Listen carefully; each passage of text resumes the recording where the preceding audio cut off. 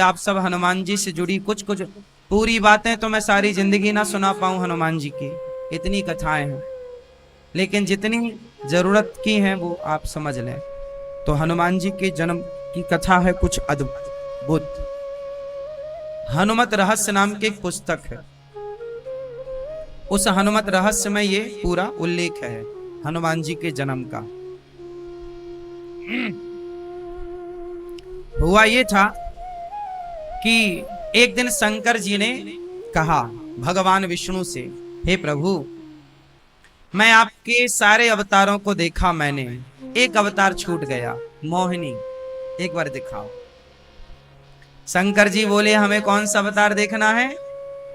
मोहिनी। भगवान विष्णु बोले, मत देखो, काम बिगड़ जाएगा, मत देखो। शंकर जी जिद करने, नहीं, हमें तो देखना। भगवान बोले, ना पड़ो चक्कर में शंकर जी, पागल हो जाओगे, भागे भागे फिरोगे। शंकर जी बोले, नहीं, हमें तो देखना है, हमें तो देखना है आपका मोहिनी रूप। तो भगवान बोले, जिद मत करो हनुमान जी, शंकर जी। शंकर जी नहीं माने और कहा कि आप मोहिनी रूप दिखाओ। और भगवान तो भक्तों के अधीन है।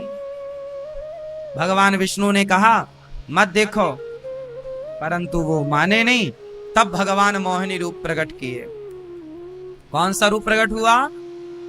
जोर से, मोहिनी। भगवान के 24 अवतारों में एक अवतार मोहिनी अवतार है। किनका अवतार है ये? भगवान श्रीमन नारायण का। विष्णु भगवान मोहिनी बनकर आए, और जब मोहिनी बने तो शंकर जी ने मोहिनी भगवान को देखा तो इतने सुंदर थे मोहिनी भगवान कि शंकर जी दौड़ पड़े मोहिनी भगवान को पाने के लिए। आहा हा, बहुत सुंदर है। और जब मोहिनी भगवान को देखा शिव जी ने, तो भगवान शिव कामांध हो गए। जब कामांध हुए तो भगवान शिव का तेज गिर गया, और जैसे ही शिव का तेज निकला तो वो पृथ्वी पर गिरता तो पृथ्वी सह ना पाती शिव के उस तेज को, उस शिव के परम दिव्य प्रभाव को।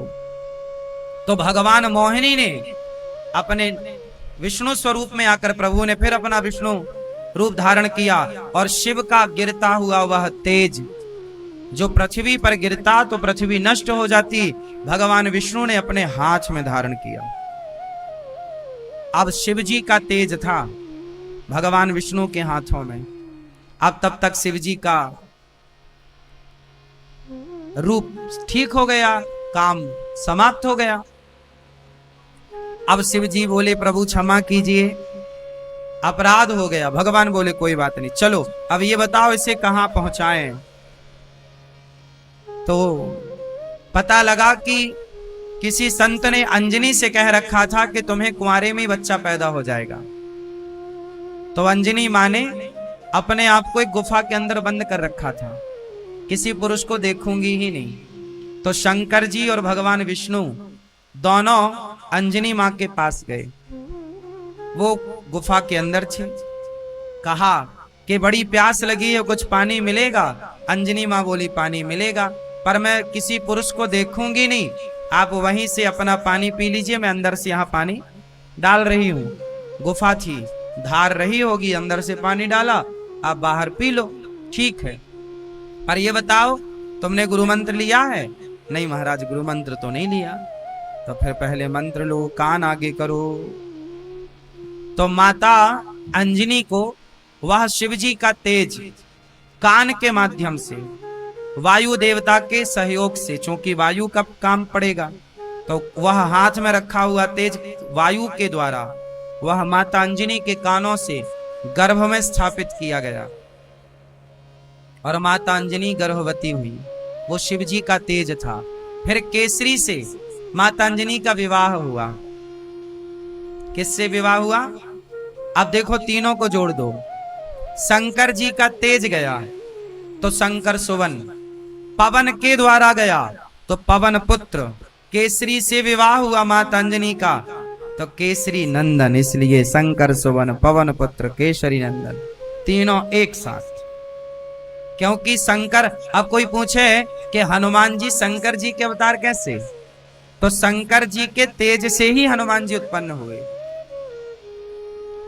इसलिए शंकर सुवन पवन के द्वारा। इसलिए जब हनुमान जी संजीवनी बूटी लाए लक्ष्मण जी के लिए, तो भरत जी ने बाण मारा, बोलो हां। तो जब बाण मारा तो हनुमान जी नीचे गिर गए, बोलो हां। मैया सोलो मेरी मां।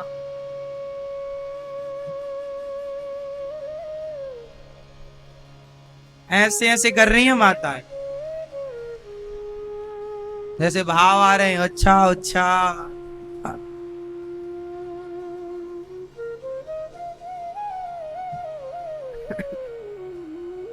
मैया सुनो, तो हनुमान जी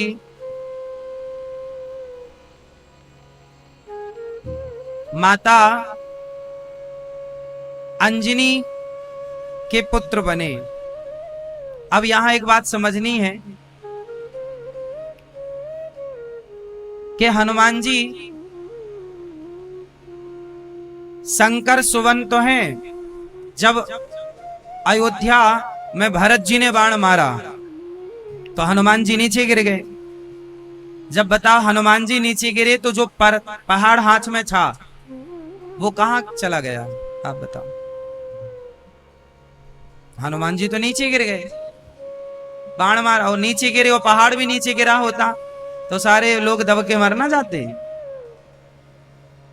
पहाड़ इतने ऊपर से गिरता तो वही कई टुकड़े हो जाता। कहां गया था पहाड़? भाई वो तो मूर्छित होके गिर पड़े हनुमान जी, तो हाथ में कैसे रहेगा? हनुमान जी तो मूर्छित होके गिरे और हनुमान जी के पास भरत जी गए, कहां हो, कौन हो? वहां तो कोई पहाड़ था नहीं, कहां चला गया? हाँ हाँ हाँ, ऊपर ही था पहाड़। किसने पकड़ा? हनुमान जी के पिता ने, पवन देव। ऊपर ही रखा, जैसे बादल ऊपर ही रहते हैं, जैसे बादल ऊपर ही रहते हैं, ऐसे हनुमान जी ने पहाड़, जब नीचे हनुमान जी गिरे तो पवन देव ने पहाड़ को ऊपर ही थाम रखा। इस तरह हनुमान जी का जन्म हुआ और हनुमान जी राम जी के दास हैं। सोचिए, जब हनुमान जी महाभारत हुआ तो उस ध्वजा पर, अर्जुन वाले रथ के ध्वजा पर हनुमान जी विराजे थे, तो सारे अवतारों में हनुमान जी साथ में थे। तो हनुमान जी की कथाएं अनंत हैं। बोलिए हनुमंत लाल जी महाराज की। प्रिय भक्तों, कल हम लोगों ने कथा में क्या सुना कि भगवान ध्रुव जी महाराज ने मनु जी महाराज की दो बेटियों की कल आपने चर्चा सुनी। तीसरी बेटी का नाम था प्रसूति। दक्ष प्रजापति से इनका विवाह हुआ। दक्ष की सबसे छोटी बेटी का नाम था सती। सती का विवाह शिवजी से हुआ। शिवजी की पत्नी माता सती, एक बार शिवजी माता सती को लेकर गए कथा सुनाने अगस्त जी के पास। मैया लुढ़क मत जाना मेरी माँ, मैया क्यों सो रही हो मेरी माँ।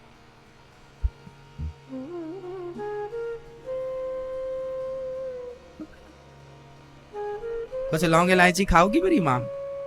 खा लिया? च्युइंगम खाओगी? नहीं?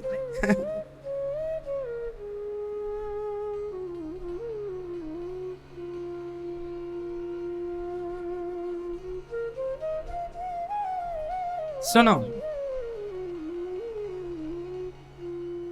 एक दिन शंकर जी माता सती को लेके कथा सुनाने गए। कहां गए कथा सुनाने? कथा सुनाने गए अगस्त जी के पास। खूब बढ़िया कथा हुई, कथा सुनी माता सती ने। अब कथा सुन के जब वापस आए तो वहां राम जी सीता मां को खोज रहे थे। हे सीते कहाँ हो, कहाँ हो। माता शंकर जी ने प्रणाम किया, जय हो मेरे रघुनंदन, अच्छी लीला कर रहे हो आप। पर माता सती को वहां पर संदेह हो गया, ये कैसे भगवान, क्यों? आप भगवान होते तो अपनी पत्नी को ढूंढ ना लेते? अच्छा ये बताओ, राम भगवान हैं या नहीं? हाँ या ना?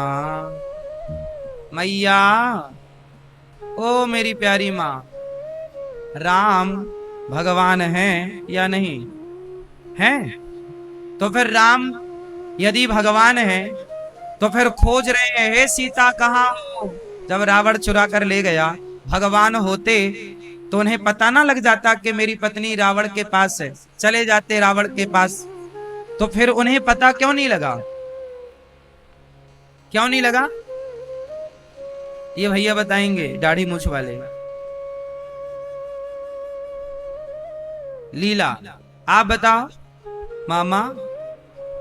हाँ, क्या मनुष्य की लीला थी? आप बताओ, क्यों नहीं पता लगा राम जी को कि मेरी पत्नी कहाँ? राम जी क्यों पागलों की तरह ढूंढ रहे? हे सीता, हे सीता, हे खगमृग, हे मधुकर श्रेणी, क्या तुमने देखी है? तो ये बात सती माता क्यों नहीं समझी? आप लोग देख कितने समझदार हैं, आप सब समझ रहे हैं, तो बताओ माता सती क्यों नहीं समझी? शंकर जी ने श्राप दिया था, आप थी वहां पर जब श्राप मिला था?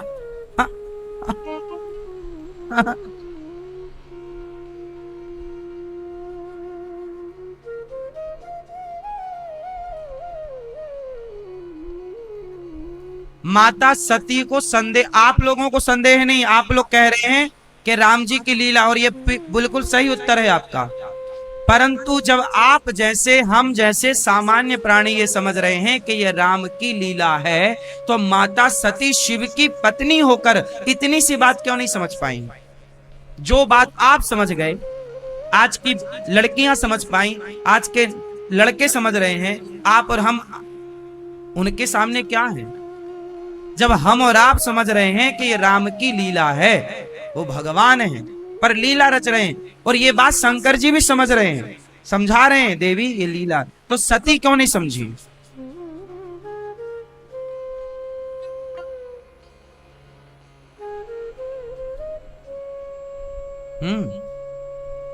सही। मैया बताओ, चश्मा वाली मैया, क्यों नहीं समझी माता सती? जो आप समझ रही हो वो सती जी क्यों नहीं समझी? बताएं, हम बताएं मेरी मां? क्योंकि समझता भी वही है जैसे भगवान समझाना चाहते हैं।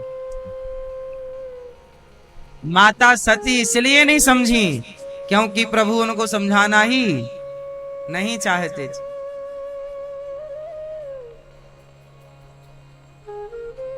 ज्ञानी कौन है और मूर्ख कौन है? हाँ? ना तो कोई ज्ञानी है ना तो कोई मूर्ख है, जे ही छन जस रघुपति करही। भगवान जिसे जब जैसा बनाना चाहे, मूर्ख को ज्ञानी बनाना चाहे तो तुरंत मूर्ख ज्ञानियों की तरह बन जाए, और ज्ञानी को मूर्ख बनाना चाहे तो ज्ञानी मूर्ख बन जाए। ये तो भगवान के हाथ में है कि कब किसे ज्ञानी बना दे और कब किसे। रावण ज्ञानी था तो सही, पर काम सारे मूर्खों वाले हैं, और शबरी मूर्ख हैं तो सही, पर काम सारे ज्ञानियों वाले। शबरी, कब शबरी काशी को धाई, कब पढ़े आई गीता। साचे मन के मीता रघुवर, साचे मन के मीता। कब शबरी, कब? बताओ, रावण ज्ञानी है कि शबरी? जोर से, जोर से। रावण ज्ञानी है ना? सब लोग तो बोलते रावण पंडित है, ज्ञानी है। हाँ, रावण ज्ञानी है, लेकिन रावण का ज्ञान बुद्धि मारी गई, क्योंकि जे ही छन जस रघुपति करें। कोई ज्ञानी मूर्ख नहीं, जिसको गोविंद जब जैसा बनाए। ध्रुव जी महाराज बिल्कुल अनपढ़ थे, 5 साल के बालक, पर भगवान ने स्पर्श करा दिया शंख का गाल पर, तो ध्रुव जी महाराज ज्ञानी हो गए। मूकम करोति वाचालम पंगुम लंघयते गिरिम यत् कृपा तमहम वंदे परमानंदम माधवम। जब भगवान कृपा करते हैं तो गूंगा बोलता है और लंगड़ा पहाड़ लांघ जाता है। जब भगवान कृपा करते हैं तो गूंगा बोलता और लंगड़ा पहाड़ लांघ जाता है। और जब भगवान कृपा की दृष्टि हटा लेते हैं तो रावण जैसों के चिता पे अग्नि लगाने वाला कोई रह नहीं जाता, कोई रोने वाला नहीं रह जाता। रहा ना को कुल रो बनिहारा। इसलिए माता शबरी, ध्रुव जी ये भगवान के पढ़ाए हैं। माता सती साक्षात शक्ति है। अरे माता सती की ही तो हम सब पूजा कर रहे हैं। 52 शक्तिपीठ क्या है? माता सती ही है। वो माता सती जिनकी आप और हम पूजा करते हैं। 52 शक्तिपीठ, चाहे ज्वाला माँ हो, काली हो, केला हो, कोई भी, कामाख्या हो, सारी माँ वो 52 शक्तिपीठ में ही समाई है। वो माँ भगवती जिनकी आप और हम आराधना करते हैं, वो राम को ना समझ पाई। सोचो, वो राम को ना समझ पाई तो भला आप और हम कितना राम को समझेंगे। राम को वही समझ सकता है जिन्हें स्वयं राम समझाना चाहे। आप लोग इसलिए समझ रहे हो राम को क्योंकि राम आपको समझाना चाह रहे हैं। आप बाहर बाजार में जाके बात करो, बहुत लोग नहीं समझेंगे आपकी बात, क्योंकि राम उन्हें अभी नहीं समझाना चाह रहे हैं। आपको समझाना चाह रहे हैं तो आप समझ रहे हैं। अभी भी बहुत सारे लोग कहते हैं कि राम भगवान नहीं है, तो ये वही तो हैं जिन्हें राम अभी तक समझाना चाहे ही नहीं। माता सती परीक्षा लेने गई, क्या बनकर गई? सीता। और परीक्षा में फेल होकर के आ गई। राम जी ने पहचान लिया, माता जी अकेली घूम रही हो, शंकर जी कहाँ हैं? माता जी के तो पसीने छूट गए। अब क्या करें? अब तो आंख बंद कर लिया माता सती ने। जहां जहां माता सती देख रही हैं, वहां वहां राम दिख रहे हैं। कई बार जिद्दी होता है ना, जो अपनी बात साबित करना चाहता है, जो सत्य को स्वीकार नहीं करना चाहता। माता सती ने सत्य को स्वीकार नहीं किया।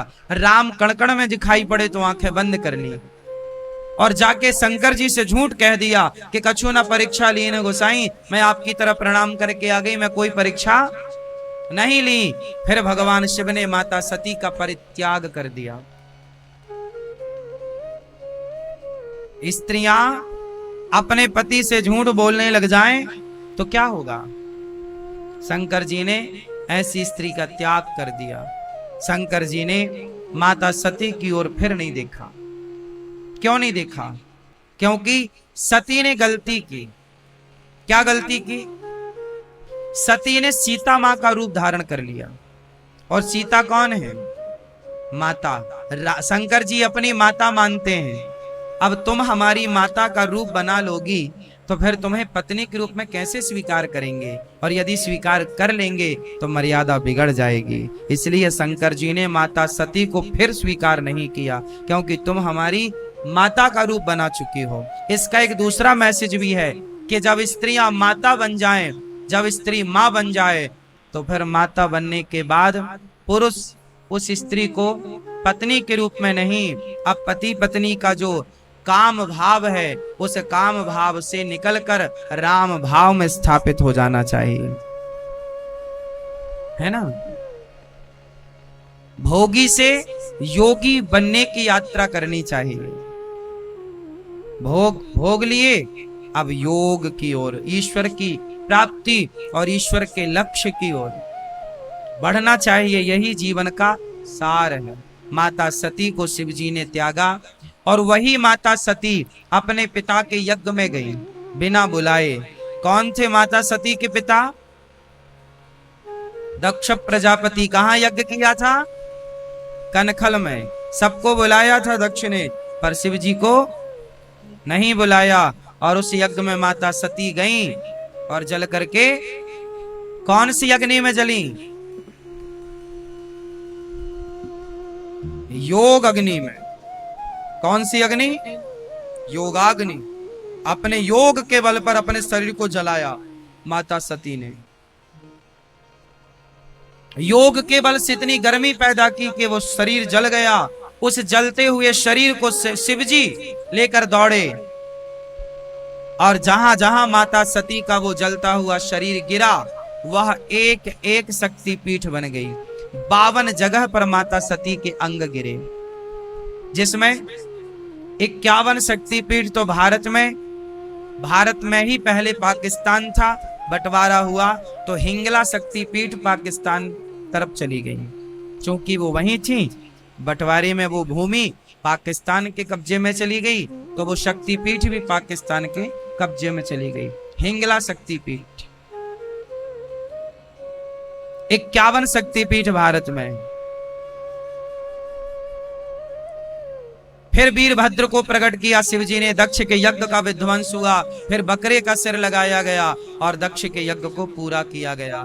फिर सती माता पार्वती बनकर आई, और पार्वती बनकर जब आई तो माता सती ने पार्वती बनकर 10,000 वर्षों तक तपस्या की। क्या खाकर? बिल्व पत्र खाकर। इसलिए माता पार्वती जब बिल्व पत्र खाकर तप करती हैं तो शिवजी ने कहा कि तुम बिल्व पत्र खाकर तप की हो, अब मैं भी बिल्व पत्र ग्रहण करूंगा। तब से शंकर जी पर बिल्व पत्र चढ़ाई जाने लग गई। 10,000 वर्षों तक घोर तपस्या की माता पार्वती ने, तब जाकर शिव जैसा पति उन्हें प्राप्त हुआ। इसलिए अच्छा पति चाहिए तो स्त्री को अच्छी तपस्या करनी होगी। अच्छी स्त्री चाहिए तो पुरुष को भी अच्छी तपस्या करनी होगी। अच्छा पुत्र चाहिए तो माँ बाप को भी अच्छी तपस्या करनी होगी। बिना तप के कुछ नहीं मिलता। आजकल तप रहा ही नहीं, इसलिए अब अच्छा कुछ नहीं मिल रहा है। ना अच्छी पत्नी, ना अच्छा पति, ना अच्छा पुत्र। भगवान शिव ने माता पार्वती से विवाह किया और पार्वती हिमालय की बेटी बनकर आई और हिमालय की पुत्री बनी और शिव पार्वती का विवाह संपन्न हुआ। अच्छा बताओ, शिव जी बैल पर क्यों चढ़े, अर्थात बैल का वाहन क्यों स्वीकार करते हैं? बैल पर क्यों चलते हैं शिव जी? आप बताओ। शिव जी का वाहन बैल क्यों है? स्ट्रांग होता है। स्ट्रांग तो बहुत होता है, शेर भी स्ट्रांग है, और भी भैंसा तो और स्ट्रांग है।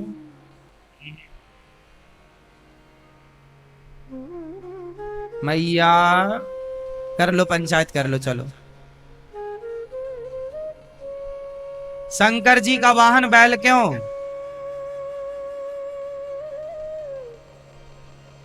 क्यों? हा? थोड़ा जोर से बोलिए, कान कमजोर है। हाँ, आप बताओ शंकर जी बैल पर क्यों बैठते हैं, क्यों चलते हैं?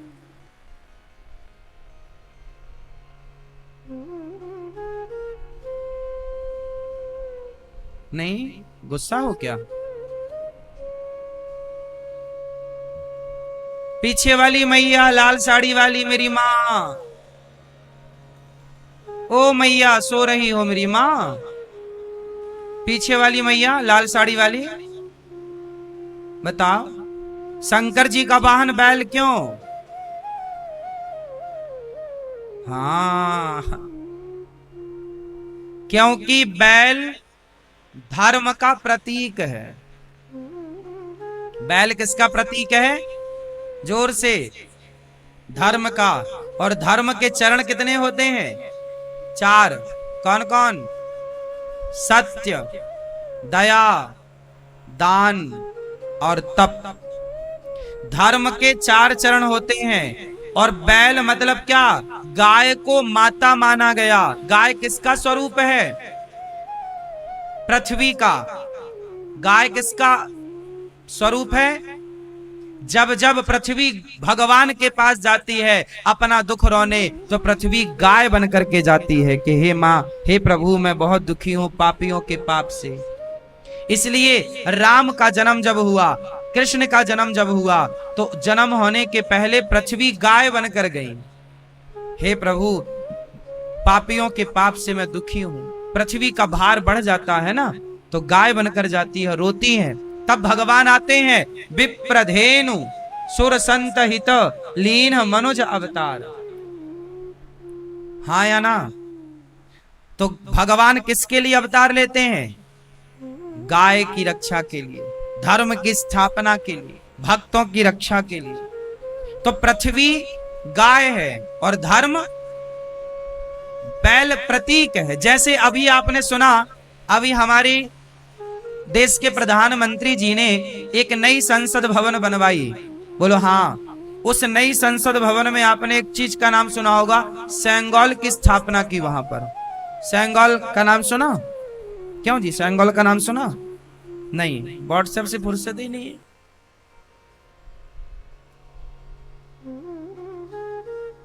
सेंगोल नहीं जानती हो? नहीं मैया, नहीं, फिर हम कैसे समझाएं? पहले के ये पुरानी परंपरा थी हमारे भारत की कि जब कोई राजा बनता था तो छोटे छोटे राजा अपने बड़े महाराजा को सेंगोल देते थे। और सेंगोल को ध्यान से देखा हो, उसमें नंदी बना हुआ है। ये देखो, ये सेंगोल का चित्र टीवी पे देखो।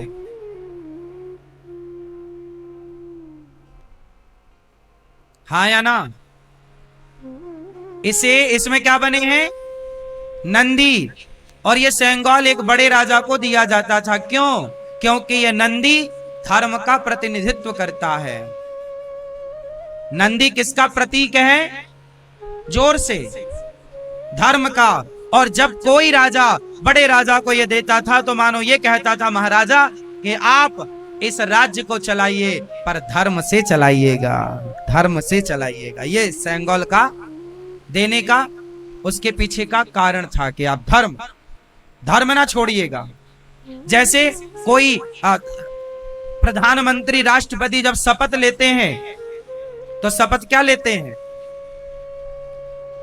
वो शपथ लेते हैं, मैं संविधान की, मैं भगवत गीता की, मैं भगवान की सौगंध खाकर शपथ लेता हूं कि मैं राष्ट्र की सेवा ईमानदारी से करूंगा, धर्म से करूंगा। मैं अन्याय, वो बाद में भले कितना भी अन्याय करें, लेकिन कसम तो सत्य की ही लेते हैं। बोलो हाँ या ना? हाँ या ना? तो धर्म क्या है? बैल क्या है? धर्म का प्रतीक है। उसी तरह शंकर जी किस पर बैठे हैं? शंकर जी बैल पर नहीं, शंकर जी धर्म पर सवार हैं। शंकर जी किस पर सवार हैं? धर्म पर। और आपको भी धर्म पर सवार होना चाहिए। बोलो हाँ। बताओ, गणेश जी चूहे पर क्यों बैठते हैं? मैया, हाँ हाँ मैया, पी लो थोड़ा पानी, अच्छा लगेगा। मैया बताएंगी मेरी प्यारी माँ। मैया बताओ, गणेश जी चूहे पर क्यों बैठते हैं? नहीं बताओगी मेरी माँ? क्यों, गुस्सा हो क्या हमसे? हमने सोने नहीं दिए ना आपको, इसलिए गुस्सा हो गई आप।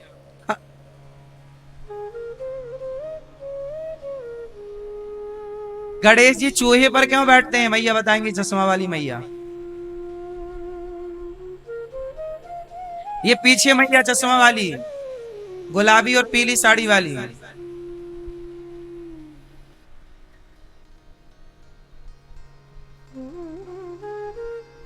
बताओ मेरी माँ। गणेश जी हैं बुद्धि के देवता, बोलो हाँ हैं।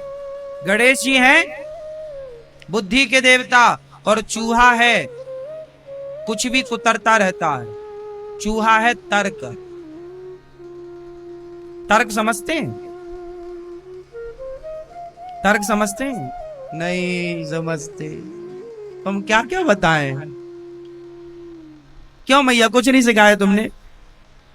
हाँ, तर्क क्या है? भगवान होते हैं तो दिखते क्यों नहीं? ये तर्क है। क्वेश्चन, क्रॉस क्वेश्चन, तर्क होता है। क्रॉस प्रश्न, हमने कहा ईश्वर है तो आपने तुरंत प्रश्न किया ईश्वर है तो दिखते क्यों नहीं? ये तर्क है आपका। तर्क किसे? यही तर्क है। जिज्ञासा, टीचर से बहुत सारे क्वेश्चन करता है बच्चा, ऐसा है तो ऐसा क्यों, ऐसा है, इसे ये तर्क है। क्रॉस क्वेश्चन तर्क है। बात समझ में आई? थोड़ा हिंदी भी जाना करो। कहां तक तुम्हारे लिए हम इंग्लिश के सेंटेंस याद करें?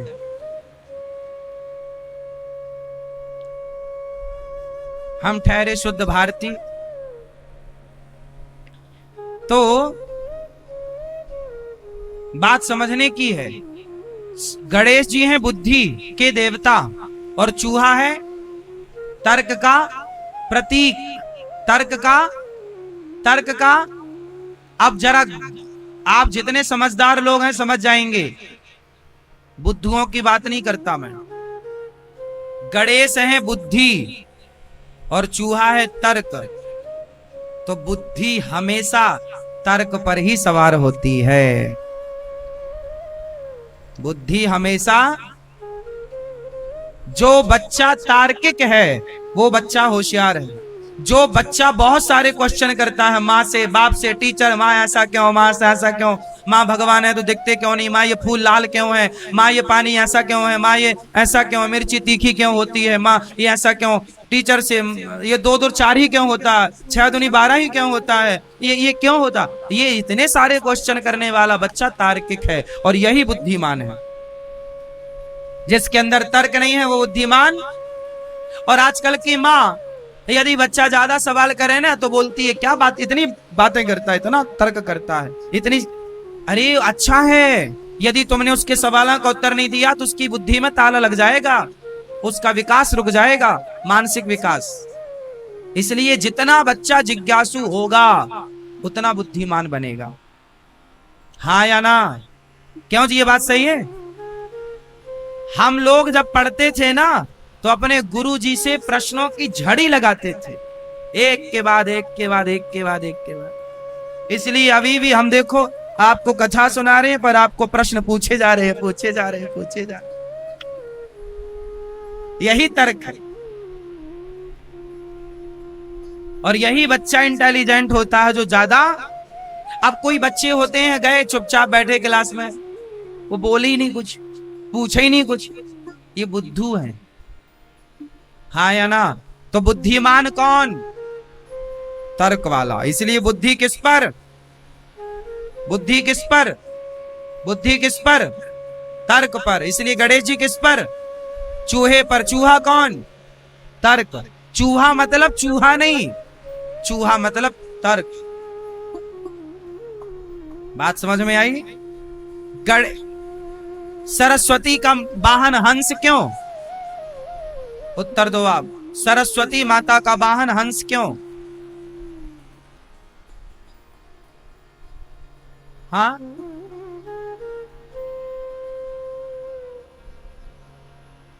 ये चश्मा वाले भैया बताएंगे। ये सरस्वती माता का वाहन हंस क्यों? बताओ, आप बताओ। नहीं, आप बताओ। यहां ध्यान दो, वहां नहीं। सरस्वती माता का वाहन हंस क्यों? हाँ? क्योंकि वो वाइट है। सरस्वती है विद्या की माता, बोलो हाँ। देखो कितना साइंस है हमारे यहाँ सब चीजों का, लेकिन आप लोगों ने इस विज्ञान को जाना ही नहीं, इसके रहस्य को, इसके मर्म को समझा ही नहीं। केवल ऊपर ऊपर बातें करते गए, ऊपर ऊपर का समझते गए, अंदर डीप पे कभी घुसे ही नहीं। सरस्वती माता है विद्या की देवी, और विद्या किस पर सवार है? हंस पर। और हंस का स्वभाव कैसा है कि दूध और पानी को मिक्स कीजिए और हंस के सामने परोसिए तो हंस क्या पी लेगा? दूध पी लेगा, क्या छोड़ देगा? हाँ, मानो सरस्वती माता कहती हैं कि विद्या वही प्राप्त कर सकता है जो सार सार को ग्रहण कर लेता हो, असार को छोड़ देता हो, वो विद्वान बनेगा। सार सार को गही लहे, थोथा दे उड़ाए, साधु ऐसा चाहिए जैसे सूप स्वभाव। सार सार को गही लहे, थोथा दे उड़ाए। सार तो विद्यार्थी को क्या चाहिए?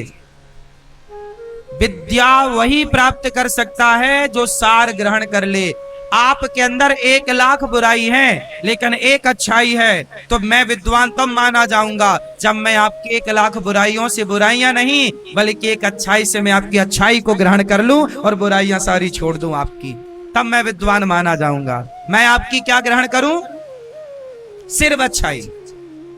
हंस क्या ग्रहण करता है? सिर्फ सार, दूध। उसी तरह होंगे आपकी बहू में 1,00,000 अवगुण, होंगे आपकी बहू में 1,00,000 बुराइयां, होंगे आपकी सास में 1,00,000 बुराइयां, होंगे आपकी पत्नी और पति में 1,00,000 बुराइयां, पर मुझे आपकी बुराइयों से कोई लेना देना नहीं। मैं विद्वान तब माना जाऊंगा जब मैं आपकी बुराइयों को ना देखूं, आपकी अच्छाई से ग्रहण करता चलूं और जीवन को आगे बढ़ाता चलूं, सुखमय जीवन बनाता चलूं। सार सार, ये है सारम सारम समुद्रतम। सरस्वती माता हंस पर बैठी। हाँ, अब बाकी प्रश्न और हैं अभी, अब सबका बताऊंगा तो इसी में कथा पूरी हो जाएगी, है ना? चलो, दुर्गा जी का वाहन शेर क्यों है? कार्तिकेय जी का वाहन मोर क्यों है? भगवान का वाहन गरुण क्यों है? अब कुछ मैंने बता दिए, कुछ आप खोजना। सबके पीछे आध्यात्म रहस्य है। भगवान पार्वती जी से विवाह करते हैं और शिव जी बैल पर मीन्स धर्म पर सवार हैं और शिव पार्वती आनंद से रहते हैं। बोलिए शंकर भगवान की। ये मनु जी के 3 बेटियों की चर्चा पूरी हुई। मनु जी के 2 बेटे प्रियव्रत और उत्तानपाद। उत्तानपाद की 2 पत्नी हैं, सुनीति और सुरुचि। उत्तानपाद की 2 पत्नियों में सुनीति के पुत्र हुए ध्रुव और सुरुचि के पुत्र हुए उत्तम। ध्रुव जी छोटी सी आयु में भजन करते हैं। ध्रुव जी एक दिन अपने पिता की गोद में बैठने गए तो ध्रुव जी के सौतेली माँ ने हाथ पकड़कर नीचे गिरा दिया, तुम इस गोद में बैठने के अधिकारी नहीं हो। ध्रुव जी बेचारे रोते रोते घर आए। माँ ने कहा, बेटा जा सत्यम सुरुच्या भेतम भवान में यद दुर्भगाया उदरे ग्रहीतम। सुरुचि ने कहा, जाओ तप करो। ध्रुव जी महाराज तप करने चले। माँ ने कहा, बेटा जाओ तप करो। सोचिए 5 साल के हैं ध्रुव जी और अपमान कर दिया माँ ने। अपमान क्यों अपमान किया? क्योंकि पिता की गोद में बैठना चाहते थे। पिता की गोद में यूं ही मत बैठा करो। हम तो कहते हैं पिता की सिंहासन में मत बैठो, अपनी सिंहासन खुद तैयार करो। क्या कहते हो? पिता की सिंहासन में बैठने वाला बड़ा है या खुद की सिंहासन तैयार करने वाला बड़ा है? अपने बच्चों को इतना योग्य बनाओ, इतना सफल बनाओ कि वो बाप के सिंहासन पर ना बैठे, अपनी तैयार खुद करे, अपने मेहनत से बलबूते। पिता के नाम से आपको जाना पहचाना गया तो आपका अपना क्या है? पिता के टुकड़ों पर पले तो क्या पले? अरे कुछ अपना करो, कुछ अपना नाम करो। पिता के कारोबार को आपने बढ़ाया तब तो आप सही हैं, उसे और बुलंदियों तक पहुंचाया तब तो आप सही हैं।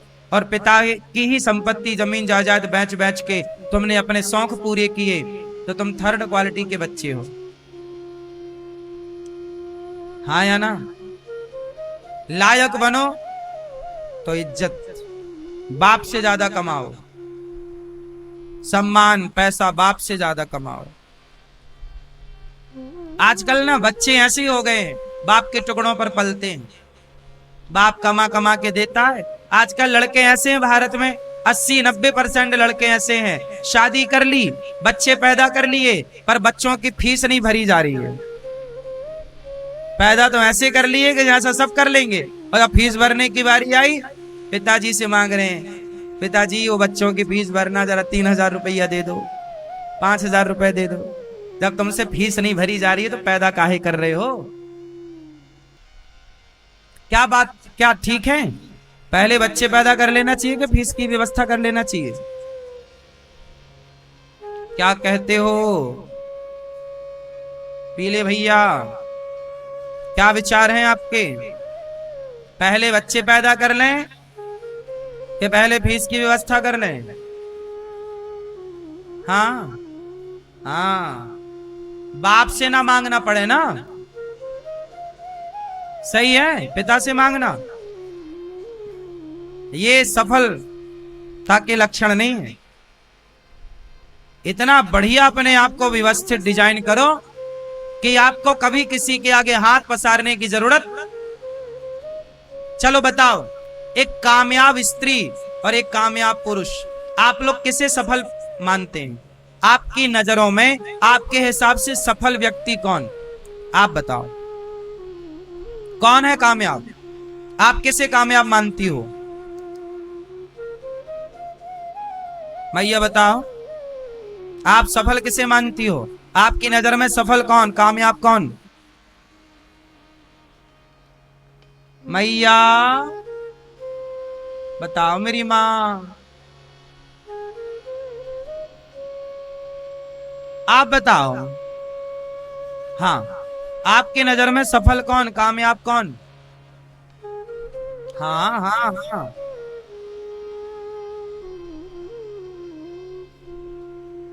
हम बताएं। आज के समय में सफल व्यक्ति आप उसे मानो, कामयाब व्यक्ति उसे मानो जो अपनी मेहनत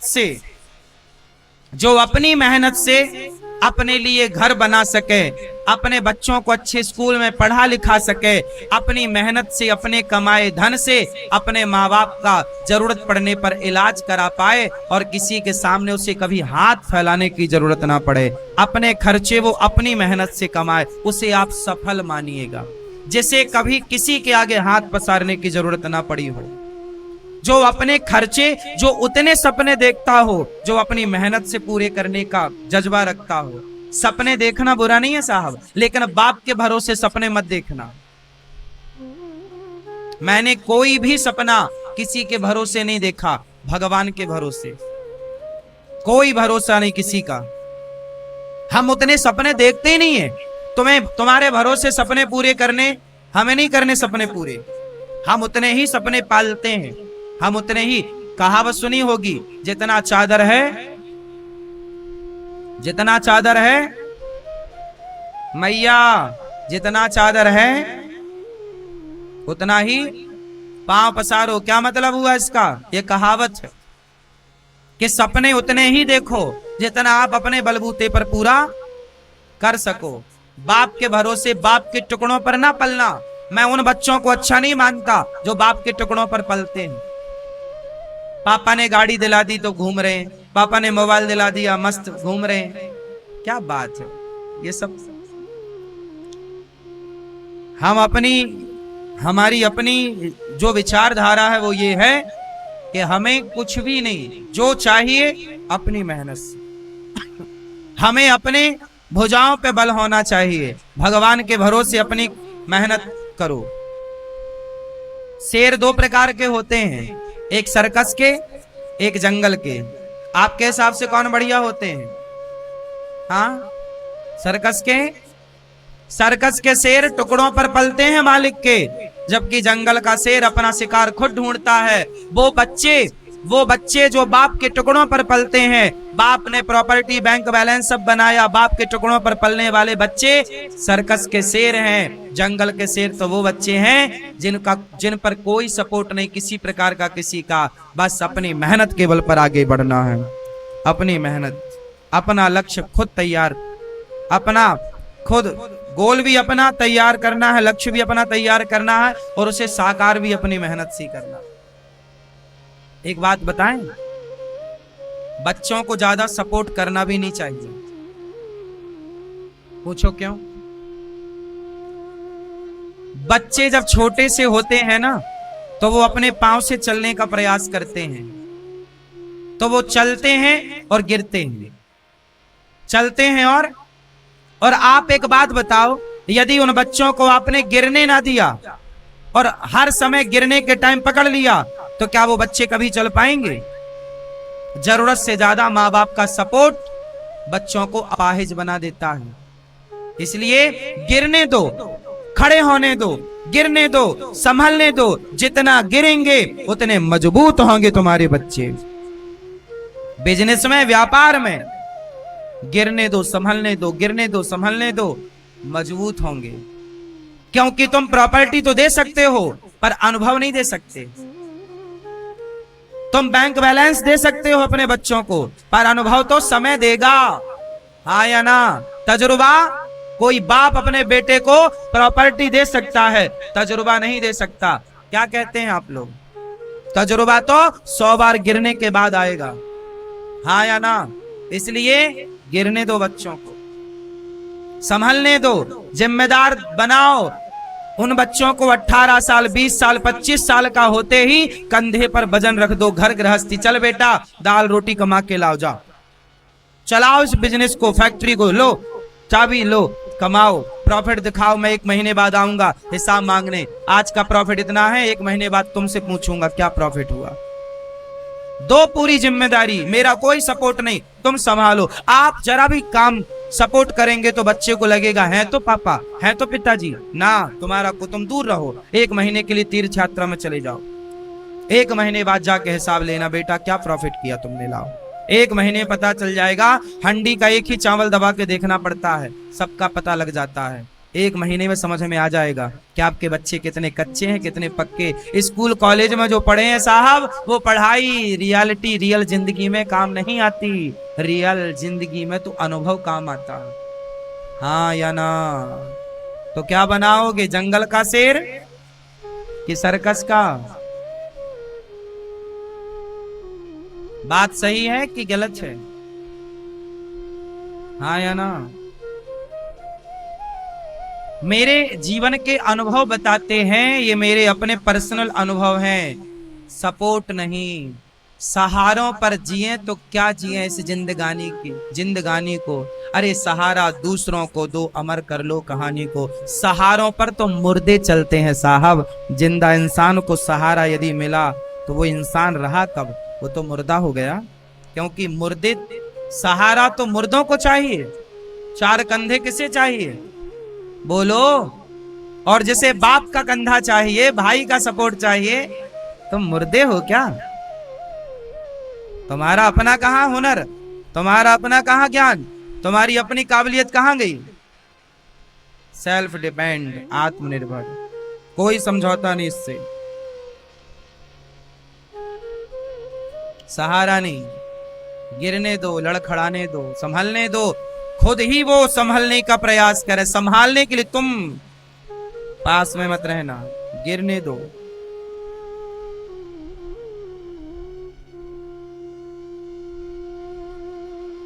जीवन में कुछ डिसीजन कड़े होके लेना पड़ता है। एक पक्षी की तुम्हें दास्तां सुना दूं, एक पक्षी का इतिहास। पक्षियों के बारे में तो कुछ पढ़ा होगा, सुना होगा, नहीं सुनो। सबसे बलवान पक्षी कौन होता है, नाम बताओ? बाज। कौन? बाज। इतना बलवान होता है कि हमें तुम्हें भी चाहे तो अपने पंजे में दबा के चला जाए। बकरा बकरी को पंजे में दबा के उड़ जाता है बाज। बोलो हाँ, हाँ या ना? अब तो कम हो गए बाज, पहले ज्यादा थे। पर जहां है वहां पर आज भी ये हाल है कि बाज बकरा बकरी को भी पंजे पर दबा के भाग जाते हैं, इतना बलवान। जानते हो वो बाज की जो मादा होती है, बाज की मादा मतलब बाज की माँ, वो माँ कैसे बच्चे का पालन करती है जानते हो? नहीं पढ़ा उसके बारे में कभी? पढ़ाता हूं, 2 मिनट सुन लो, सारी जिंदगी काम आएगी मेरी एक एक बात, करोड़ों की है, भूल मत जाना। तुम्हारे इन बाल गोपालों के काम आएगी मेरी बात, 100 साल बाद भी काम आनी है ये बातें। जो बाज की मादा होती है ना, वो बाज की मादा जब अब वो उसके डिलीवरी का समय आता है, अंडे रखने का समय आता है, तो वो घोंसला बनाने शुरू करती है महीने भर पहले, 2 महीने पहले। और घोंसला बनाती है सबसे नुकीले कांटों का। केवल बाज की मादा ही ऐसी मादा है जो घोंसला कांटों का बनाती है। जंगल के सबसे खतरनाक कांटे तोड़कर लाती है और कांटे का घोंसला बनाती है। उसके ऊपर फिर सूखी घास डालती है थोड़ी थोड़ी। घोंसला तैयार, फिर अंडे रखती है, अंडे सेकती है। जब उससे छोटे छोटे बच्चे निकलते हैं ना, तो जिस दिन बच्चे निकलते हैं उसी दिन वो थोड़ा थोड़ा वो घास चोंच से निकालकर फेंकना स्टार्ट कर देती है। 2-5 दिन के बच्चे होते हैं छोटे छोटे, तो वो सारी घास निकाल के फेंक देती है और सिर्फ क्या रह जाते हैं? कांटे। किसी ने पूछा तू कितनी निर्दयी माँ है, हर माँ तो अपने बच्चों के लिए इतना सुख सुविधा ढूंढती है। अच्छा, कोमल कोमल रुई का घोंसला बनाती है, प्यारी प्यारी अच्छी अच्छी घास का घोंसला बनाती है, सॉफ्ट घास, वो तुम काटे और तुमने उसमें भी जरा सा घास डाला, वो भी तुमने चौंच से। कैसी निर्दयी माँ हो। तब उस बाज की मादा ने कहा ये परवरिश इनकी है। आज यदि मैं अपने बच्चों को कांटों में नहीं पालूंगी तो कल इनका कोई भी शिकार कर लेगा। यदि इन्हें मजबूत बनना है, यदि इन्हें बड़े से बड़े शिकार करने हैं, जिंदा रहना है, पेट भरना है, तो इन्हें ये वक्त कांटों में ही गुजारना पड़ेगा। ये वक्त इनका मखमल के गद्दों में गुजारने का नहीं है, ये वक्त इनका कांटों में गुजारने का है। जितनी अच्छी परवरिश उतना अच्छा भविष्य। हाँ या ना? बच्चों को आप लोगों ने क्या बनाया? जूजू। आजकल की लड़की तो कॉकरोच से डरती है, और भारत में ऐसी लड़कियां नहीं चाहिए, झांसी की रानी चाहिए। लड़ गई एक अकेली, खूब लड़ी मर्दानी, वो तो झांसी वाली। सिंहासन हिल उठे, राजवंशों ने भ्रगुटी तानी थी, बूढ़े भारत में भी आई फिर से नई जवानी थी, खूब लड़ी मर्दानी।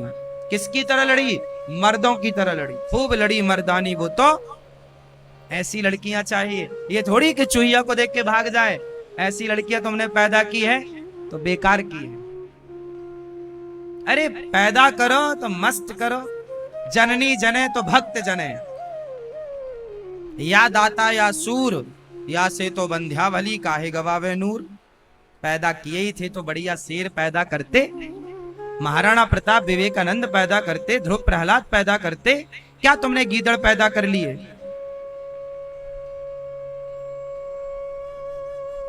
अच्छी संतान हो, श्रेष्ठ संतान हो, श्रेष्ठ परवरिश हो, तरीके से, लापरवाही नहीं। आपकी एक संतान, आपकी एक बेटी और एक बेटा पूरे राष्ट्र को बदलने की ताकत रखती है और रखता है। हाँ या ना? एक बेटी और एक विवेकानंद बहुत है, एक महाराणा प्रताप, एक शिवाजी बहुत है, एक सूरदास, एक तुलसीदास बहुत है, एक झांसी की रानी, एक रानी दुर्गावती बहुत है, एक माता मदालसा बहुत है। एक पर एक हो तो ठिकाने का। इसलिए मेरी मां, एक पर ध्यान दो, परवरिश पर ध्यान दो। संस्कारी संतान चाहिए। भगवान ध्रुव जी महाराज निकल पड़े छोटी सी आयु में भजन करने के लिए। अच्छा, भजन करने की आयु क्या है? भक्ति कब करें? बोलो, भजन कब करें मेरी माँ? बुढ़ापे में? भजन करो मस्त जवानी में, बुढ़ापा किसने देखा है। लड़कपन जवानी में ही भगवान की भक्ति स्टार्ट कर दो, जैसे ध्रुव जी ने की। और ध्रुव जी जब माँ ने समझाया कि बेटा भजन करो, पिता की गोद में बैठने से पहले परमात्मा को प्राप्त करो, नारद जी ने द्वादशाक्षर मंत्र दिया। ध्रुव जी ने उस मंत्र का जाप 5 महीने तक खूब निरंतर किया। 6वां महीना लगते ही भगवान ने ध्रुव जी को दर्शन दिया। ध्रुव जी भगवत दर्शन करके गए तो जिस माँ ने अपमानित करके घर से निकाला, उन्हीं ने सम्मानित किया, उन्होंने राजा बनाया। बहुत समय तक ध्रुव जी 36,000 वर्षों तक आनंद का लाभ लिए, आनंद का सेवन किया। और ध्रुव जी भगवत धाम को चले गए। मृत्यु के सिर पर पांव रखकर मैया को आगे करके चले। ध्रुव जी के भाई को यक्षों ने मारा, ध्रुव जी ने मारा, मनु जी ने समझाया, कुबेर जी ने भक्ति का वरदान दिया और ध्रुव जी भगवत धाम को गए। भगवान से कहा था, योऽन्तः प्रविश्य मम वाचमिमां प्रसुप्तां, हे प्रभु मेरे अंतःकरण में बस जाओ। ध्रुव जी के ही वंश में आगे चल के भगवान पृथु हुए, जिन्होंने पृथ्वी का दोहन किया। प्राचीन बरही पुरंजनोपाख्यान की चर्चा है। प्रियव्रत और विश्वकर्मा की पुत्री बृहस्पति से विवाह प्रियव्रत जी का हुआ। इन्हीं के वंश में भगवान ऋषभदेव जी हुए, जो भगवान के 24 अवतारों में एक अवतार हैं भगवान ऋषभदेव जी। यहां से जैन परंपरा स्टार्ट हुई। भगवान ऋषभदेव जी के सबसे बड़े पुत्र का नाम था भरत। ये वही भरत जी हैं जो सब छोड़ करके गंडकी नदी के तट पर गए, पर एक मृग में इनका मन लग गया। गए थे सब छोड़ छाड़ कर, पर एक मृग के बच्चे से प्यार हो गया। मेरा मृग, उसी को नहलाना, धुलाना, खिलाना। और जब मृत्यु आई तो उसी मृग का चिंतन करते करते मर गए। यमराज जी ने कहा, आप मृग का चिंतन करते आए हैं, आपको अब मृग की योनि में जाना पड़ेगा। जो जिसका चिंतन करता है ना मेरी माँ, उसको उसी योनि में जाना पड़ता है। इसलिए आप लोग मरते समय भगवान का चिंतन कीजिएगा, ताकि आप लोगों की अधोगति ना हो, दुर्गति ना हो। किसका चिंतन करेंगे? भगवान का। ना बेटी का, ना बेटे का, ना बेटी काम आएगी, ना बेटा काम आएगा, भगवान काम आएंगे। इसलिए मरते समय भगवान का चिंतन करना। मरने के पहले सबसे मन हटा देना, क्योंकि घर वालों में मन लगाओगे नुकसान होगा। घर वाले मरने भी नहीं देते ठीक ठीक से। बोलो हाँ। अच्छा, हमारे मरने पर घर वालों का क्या बिगड़ेगा? बोलो, कुछ नहीं। दिन, 2 दिन, 4 दिन, 10 दिन, 12 दिन रो के सब खत्म। 13वें दिन बाद तो सब रसगुल्ले खाएंगे। बोलो हाँ। आप लोगों को लगता होगा हमारे मरने के बाद क्या होगा, क्या हो, सब बढ़िया होगा, सब बढ़िया होगा। आप तो बड़ी आराम से मरो। बताओ किसका क्या बिगड़ना? इसलिए ये चिंता मत करो कि हमारे मरने के बाद क्या होगा, सब बढ़िया होगा। आप तो बढ़िया बिंदास अपना भगवत चिंतन करो, कुछ ना होगा, यहां सब ठीक चलेगा। किसी का क्या बिगड़ेगा बताओ? कितने मर तो गए, किसका क्या बिगड़ा? आया है सो जाएगा, राजा रंग फकीर, एक सिंहासन चढ़ चला, एक बंधा जंजीर। कौन नहीं मरेगा ये तो बताओ? जिंदगी से इतना भी प्यार ना हो। जिंदगी अच्छी है जीने के लिए, पर मरेंगे नहीं ये सोच अच्छी नहीं। क्यों नहीं मरोगे? सबको मरना पड़ेगा। भरत जैसे ज्ञानी मृग में मन लगाए, दुर्गति हुई। आप ना लगाना, बस हम आपको सावधान कर रहे हैं। तो मैं ये बताओ, आप कहां लगाओगी अपना मन? कहां लगाओगे? मैया, कहां लगाओगी मेरी माँ अपना मन? भगवान में लगाओगी? कब लगाओगी? तारीख? अभी तो मन लगा है बेटा, बेटी, पोता, पोती। ये मेरा बेटा, ये मेरी बेटी, ये मेरा पोता, ये मेरी पोती। ये सबसे मन हटाओ, अब ये काम ना आएगा। अब मन क्या लगे? मेरे तो गिरधर गोपाल दूसरो ना, बस एक भगवान, यही सार्थकता है। भरत जी जैसे ज्ञानी, दूसरा जन्म मृग का हुआ, तीसरा जन्म मनुष्य का। राजा रहुगण को भरत जी ने उपदेश किया। भरत जी राजा रहुगण की पालकी लेकर जा रहे थे। रहुगण ने कहा, क्यों रे उछल कूद कौन कर रहा? चींटियों देख के उछल कूद कर रहे भरत जी। तब भरत जी ने ज्ञान दिया। जब उसने कहा कि तुम मुर्दे हो क्या? त्वयोदितं व्यक्तमविप्रलब्धं भरतो समे स्यात् यदि वीर भारा गन्तुर्यदि स्यादधिगम्य मध्वा पीवेति रासौ न विदां प्रवादः। ये भार किसका है? हमने एक दिन आत्मा परमात्मा का बोध कराया था आपको, वही प्रसंग है ये। भार किसका होता है, शरीर का या आत्मा का? उत्तर दो। भार किसका है? शरीर का, आत्मा का कोई भार नहीं है। इसलिए मैं कौन हूं, आप कौन हैं? आप कौन हैं? कौन है? बताए थे ना हमने एक दिन, कौन है हम? हम आत्मा है, सूक्ष्म शरीर युक्त आत्मा।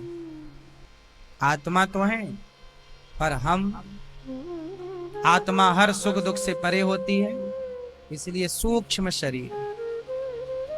दिव्य ज्ञान दिया राजा रहुगण को भरत जी ने। फिर 28 प्रकार के नरकों का वर्णन सुखदेव भगवान ने राजा परीक्षित जी को बताया। नरक कितने होते हैं? 28 प्रकार के। जो जैसा पाप कर्म करता है वैसे नरक में जाकर के अपना पाप कर्म भोगता।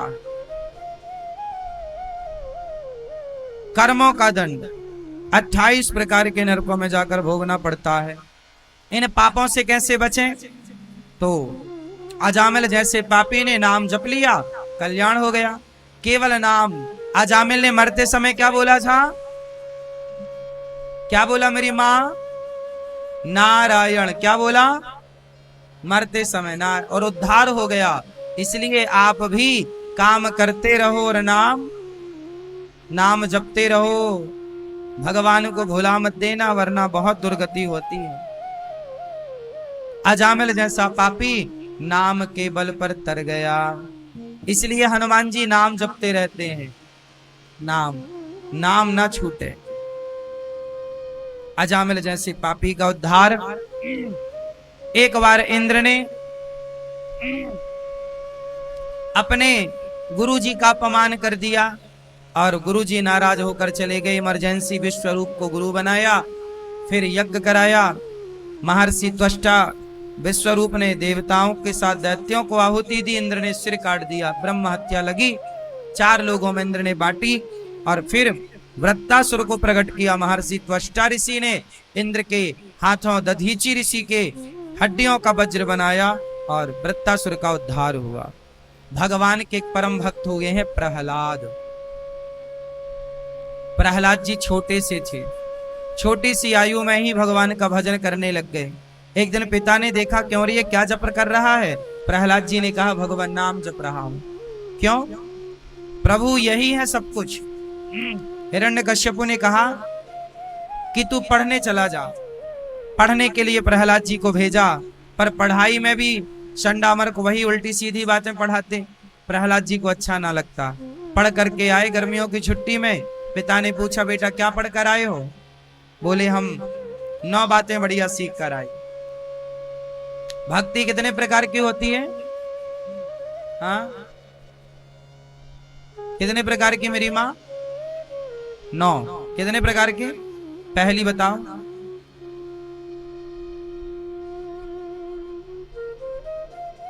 भक्ति कितने प्रकार की होती है? 9। पहली कौन सी है? पहली भक्ति है प्रथम भगति संतन कर संगा। कथा सुनना पहली भक्ति। आप जो कर रहे हैं ये पहली भक्ति। कथा सुनना पहली भक्ति। दूसर रति मम कथा प्रसंगा। भक्ति पहली कथा सुनना, पर कथा को प्रेम से सुनना। कथा में श्रद्धा हो। कथा में क्या हो? श्रद्धा। आजकल कुछ लोग ना कथा सुनने नहीं, फॉर्मेलिटी पूरी करने आते हैं। कि चलो फलाने कथा करा रहे हैं, हम भी चलें कथा में। बुलाया है, चलो एक दिन चलेंगे, हाजिरी लग जाएगी, नहीं जाएंगे तो कहेंगे लो आए नहीं आप। तो कुछ लोग कथा सुनने नहीं, अपनी हाजिरी पूरी करने आते हैं, व्यवहार चुकाने। मैया सो रही है, पीली मैया।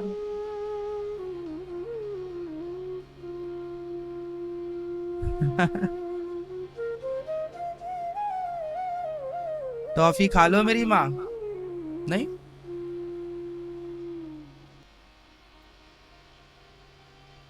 क्या खाओगी मैया? पानी पियोगी? गटगटा आता है एक, नींद नहीं आएगी।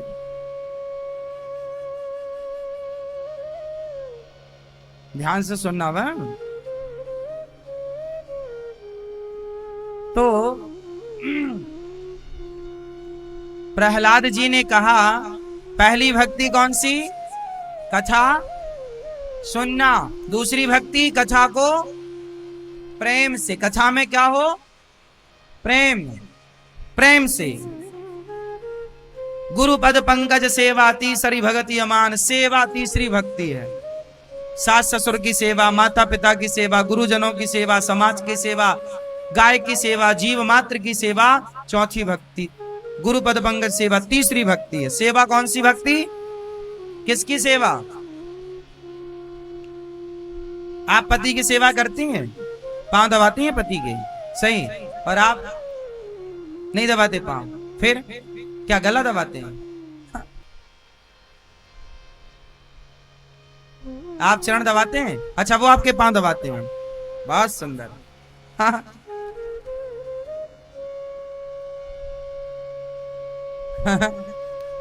अच्छा है, इसी लायक है वो कि आपके पांव दबाए। हाँ हाँ, कभी आप उनके पांव, कभी वो आपका, ठीक, 50-50। आपका क्या हाल है?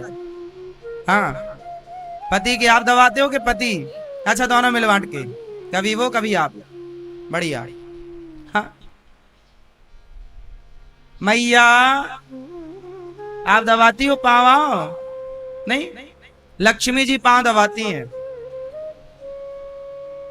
पत्नी का धर्म है कि वो अपने पति की सेवा करे, पर जरूरत पड़ने पर पति भी करता है पत्नी की सेवा। तो आपातकाल में तो सेवा करता ही है पति, और करना भी चाहिए, यही धर्म भी है। तो सेवा करना तीसरी भक्ति है। किसकी सेवा करें? माता पिता की, पति की, है ना, सास ससुर की, बड़ों की सेवा। सेवा जहां जुड़ा सेवा शब्द, वो तीसरी भक्ति है। तो आप किसकी सेवा करती हैं? हाँ, सबकी, सास ससुर की, पति की, ठीक है, सेवा करना है। सेवा आप लोग करते हैं? सेवा पति की चरण दबाते हैं? जिस घर की स्त्रियां पति के चरण दबाती हैं, वहां पर लक्ष्मी का वास होता है, इसलिए लक्ष्मी जी सदा भगवान के चरण दबाती हैं। ये वास्तु के हिसाब से अनुकूल है। क्या कह रहे हैं? कुछ पति अपनी आपदा सुना रहे हैं। आपके पांव नहीं दबाते हैं? हाँ। आप दबाते हैं पांव? हाँ, ये तो कह रही हैं दबाते हैं।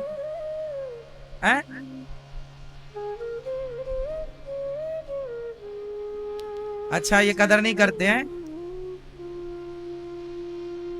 अच्छा, आपके पांव दबते हैं? हाँ, बढ़िया। और आपकी शादी हो गई? पत्नी पांव दबाती हैं? फिर बढ़िया। सेवा तीसरी भक्ति है। आप में से कितने लोग हैं जो अपने, कितनी बहुएं हैं जो अपने सास के पांव दबाती हैं?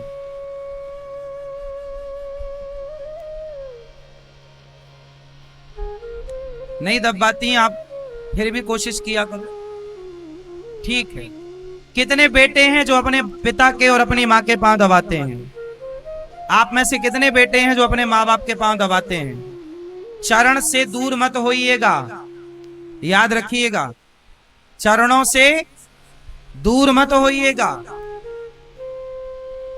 जब भगवान श्री कृष्ण से मांगने के लिए अर्जुन और दुर्योधन गए द्वारिका के महाभारत में आप हमारा सपोर्ट करो, अर्जुन बोले हमारा करो, दुर्योधन बोले हमारा करो, तो वहां पर ना दुर्योधन सिर के पास खड़े थे और अर्जुन कहां? चरणों के पास। तो जब भगवान की आंख खुली तो पहली नजर किस पर पड़ी? जो सिर पर खड़ा था वो सिर के पास, या जो, हाँ, इसलिए भगवान ने पहला मौका किसे दिया? अर्जुन को। फिर अर्जुन ने कहा कि दुर्योधन भैया तुम ही मांग लो। भगवान की नजर किस पर पड़ती है? जो चरणों की ओर होता है, सिर की ओर जो होता है उस पर नजर। इसलिए कभी आपने एक वाक्य और सुना होगा कि राम जी ने लक्ष्मण जी से बोला जाओ रावण से कुछ ज्ञान लेके आओ, बड़ा ज्ञानी है।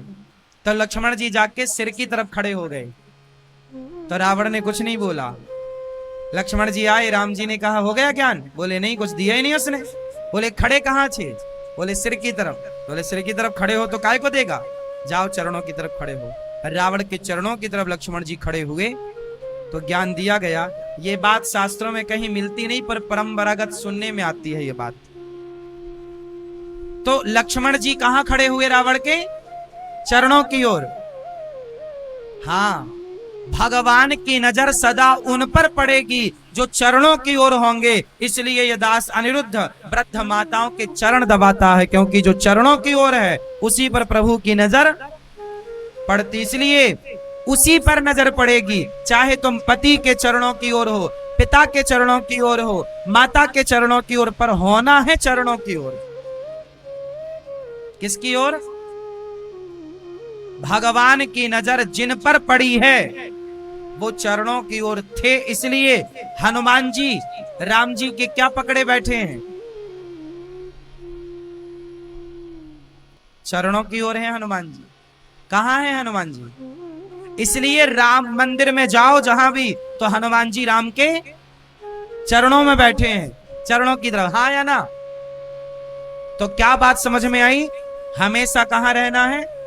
चरण। और यही बात अपने बच्चों को सिखाना है कि बेटा अपने माँ के चरणों में रहो, अपने पिता के, अपने गुरु के चरण पकड़ो। आजकल के लोग चरण नहीं पकड़ते, आजकल के बच्चे चरण छूते ही नहीं, घुटने छूते हैं, घुटने। चरण कौन छू रहा है बताओ? चरण कैसे? आजकल के लोग बड़े एडवांस हैं, घुटनों तक झुकती हैं, कमर अकड़ रही है ना, पिज्जा बर्गर खा खा के झुकती नहीं। जबकि प्रणाम कैसा है? दंडवत। केवट उतरी दंडवत कीन्हा, केवट उतरे राम को पार लगाकर उतर कर दंडवत। मतलब दंडवत का मतलब क्या है?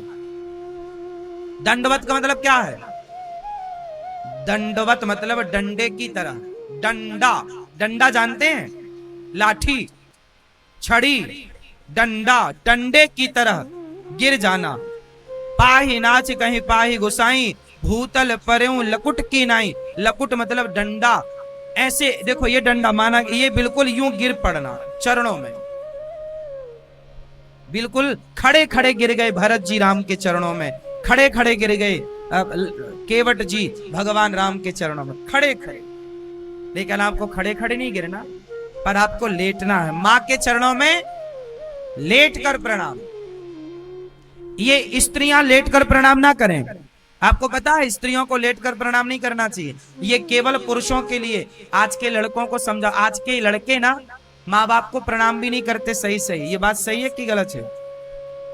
घुटने छूते हैं और घुटनों में होता है रोग, इसलिए रोगी होते हैं। चरणों में होते हैं भगवान। चरणों में किसका वास होता है? बोलो। चरण ही क्यों छुए जाते हैं? सिर क्यों नहीं छुआ जाता? जबकि श्रेष्ठ तो सिर है भाई, सिर श्रेष्ठ है ना? बोलो हाँ। तो छुआ चरण क्यों जाता है? सिर से सिर क्यों नहीं मिलाया जाता? चरण ही क्यों छुए जाते हैं? आप बताओ। मैया चरण ही क्यों छुए जाते हैं बताओ? पिता के चरण, गुरु के चरण, बुजुर्गों के चरण, हर जगह चरणों की परंपरा क्यों? क्योंकि बोलो, क्योंकि चरणों में ही भगवान श्रीमन्नारायण का वास होता है। सबके चरणों में भगवान का वास है, पता है आपको? इसलिए चरणों को प्रणाम करना मतलब प्रभु को प्रणाम करना। सबके चरणों में भगवान है, इसलिए वो चरणों में ईश्वर का वास है। इसलिए देखो भगवान कहाँ रहते हैं? चरणों में रहते। इतने बड़े भगवान पर अपना निवास स्थान कहाँ बनाया? चरणों में। इसलिए चरण छूने की परंपरा है। इसलिए चरण छुआ करो, चरणों में रहा करो, सेवा ही सबसे बड़ा धर्म है। तो गुरु पद पंकज सेवा, तीसरी भगति अमान, चौथी भगति मम गुण गण, करहि कपट तजिगा। गुरुजनों की सेवा तीसरी भक्ति, भगवान का गुणगान करना चौथी भक्ति, भगवान का नाम विश्वास से जपना। आप में से किस किस को भगवान पर विश्वास है?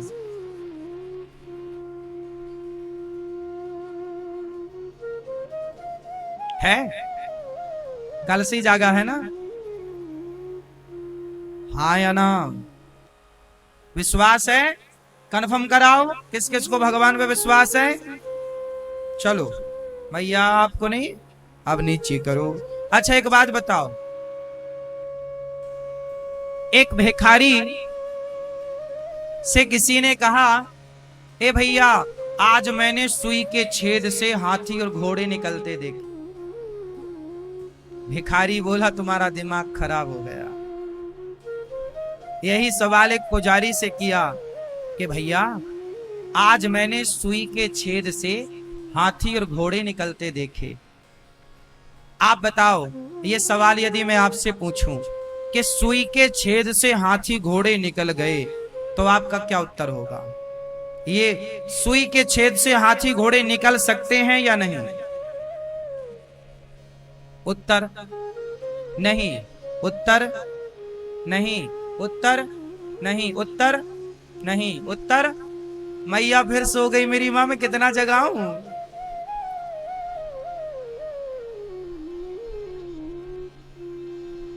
हाँ मैया राम राम। अच्छा बताओ, मैया बताएंगी अब हमारी, सब टप्पी टाप रहेंगे। मैया बताओ, सुई के छेद से हाथी घोड़ा निकल सकता है कि नहीं? नहीं? हाँ नहीं निकल सकता। आप बताओ भैया। नहीं? आप बताओ, सुई के छेद से हाथी घोड़ा निकल सकता है? नहीं। आप बताओ बेटा, ओ पंचायती बहन, सुई के छेद से हाथी घोड़ा निकल सकता है? नहीं। आप बताओ। अब देखो, आप लोगों ने मना कर दिया नहीं निकल सकता, ऐसे ही भिखारी ने भी मना कर दिया नहीं निकल सकता। पर जब पुजारी जी से पूछा गया कि क्यों सुई के छेद से हाथी घोड़ा निकल सकता है, तो पुजारी जी ने जो कहा वो सुनने योग्य है। यही बात तुम्हारे विश्वास को और मजबूत करेगी। पुजारी जी ने कहा कि यदि एक बंदर राम की कृपा से समुद्र को छलांग लगा के पार कर सकता है, तो यदि एक बंदर एक पहाड़ को हाथ में उठा करके हिमालय से लंका ला सकता है, यदि एक बंदर लंका जला सकता है आपकी कृपा से, तो आपकी कृपा हो तो सुई के छेद से हाथी और घोड़े निकल जाए, इसमें आश्चर्य क्या है?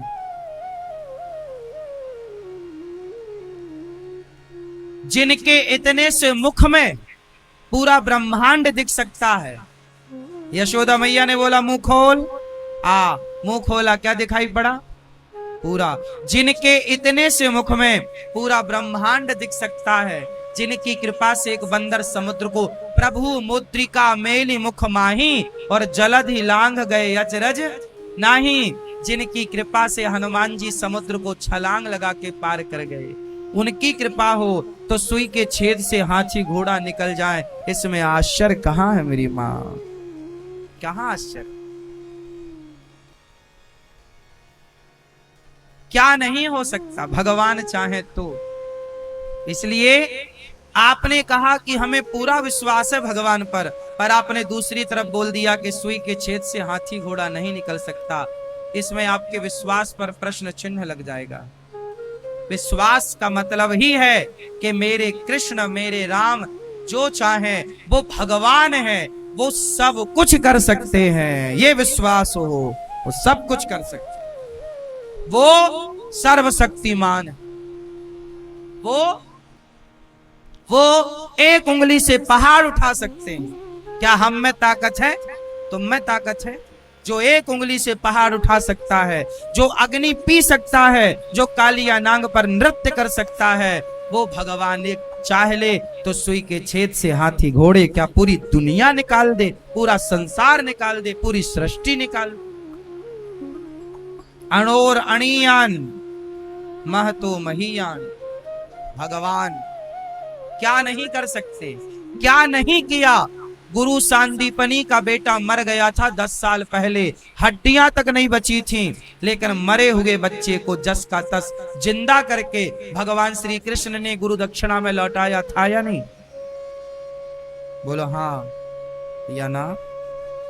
तो क्या नहीं कर सकते? चाहे तो, पर ये चाहे ना तो कुछ ना हो। ये चाहे तो ब्रह्मा थर थर कांप जाए, ये चाहे तो इनके रोम रोम में ब्रह्मांड निकाया निर्मित माया रोम रोम प्रतिवेद कहें। एक एक रोम, जैसे आपके रोम है ना, एक एक रोम में अनेक ऐसे ब्रह्मांड लटक रहे हैं। ये भगवान क्या नहीं कर सकते?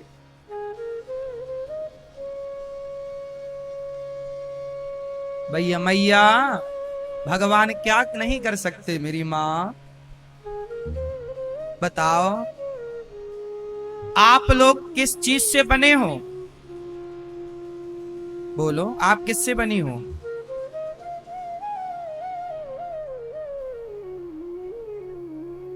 बोलो मेरी मां। हाँ, आप किससे बने हैं? आप सब, हम सब बने हैं पानी की कुछ बूंदों से। आप और हम सब बने हैं पानी की कुछ बूंदों से। ये बात सही है या गलत है? बोलो हाँ या ना। हम सब मां के गर्भ में पिता के द्वारा पानी की कुछ बूंदों की ही तो स्थापना हुई थी। उस पानी की बूंदों से मां का रज मिला और फिर वहां से सृष्टि स्टार्ट हुई आपकी मेरी। और उस पानी की बूंदों से कलल 5 दिन में बेर के समान कड़ा, 1 महीने में सिर, दूसरे महीने में हाथ पांव, तीसरे महीने में स्त्री पुरुष के चिन्ह, चौथे महीने में सप्त धातुएं, 5वें महीने में भूख प्यास लगी, 6वें महीने में दाएं कोख से बाएं कोख में, 7वें महीने में सारा स्मरण आया, 8वें महीने में भगवान की स्तुति, 9वें महीने में प्रसव की पीड़ा आई, सीधा बाहर डिलीवरी हो गई। पानी की कुछ बूंदों से सृष्टि तैयार है। अब बताओ ये किसने करी? कौन है ये करने वाला? जिस परमात्मा ने पानी से सृष्टि बनाई वो क्या नहीं कर सकता? बोलो हाँ। फिर तो सुई के छेद से हाथी घोड़ा जा सकता है कि नहीं? बोलो हाँ। अभी तो कह रहे थे नहीं जाएगा, अब कह रहे हो जाएगा।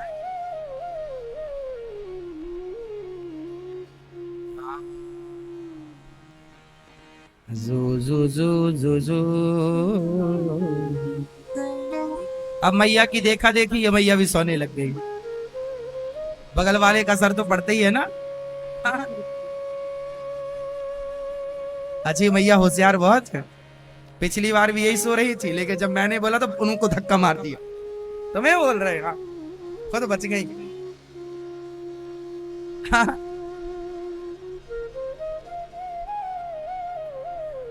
मैया राम राम।